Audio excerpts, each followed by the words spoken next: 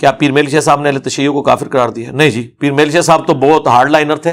انہوں نے جو تصفیہ ما بین سنی و شیعہ کتاب لکھی ہے اس میں تو انہوں نے بنو امیہ کو بڑا رگڑا لگایا ہے، اور انہوں نے تو حضرت معاویہ کو بھی اس میں ٹارگٹ کیا ہے کہ ان کی حکومت جو ہے خلافت راشدہ نہیں ہے.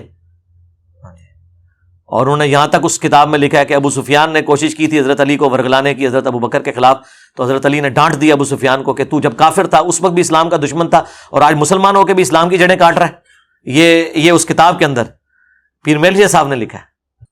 پیر میل شاہ صاحب تو بڑے ہارڈ لائنر تھے. اس کتاب کے مقدمے میں انہوں نے لکھا ہے کہ آج کوئی اہل بیت کی بات کرے تو اسے لوگ رافضی کہنا شروع کر دیتے ہیں.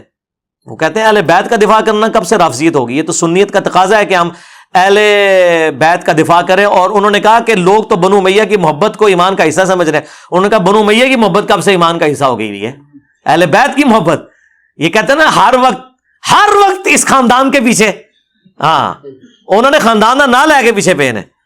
اور ظاہر ہے کہ اگر پیر میل شاہ صاحب یہ بات کر رہے تو حضرت عثمان کو تو نہیں کہہ رہے تھے، باقاعدہ انہوں نے شیعہ کا بھی بہت رد کیا اس کتاب میں اور خلفائے ثلاثہ کا دفاع کیا الحمدللہ.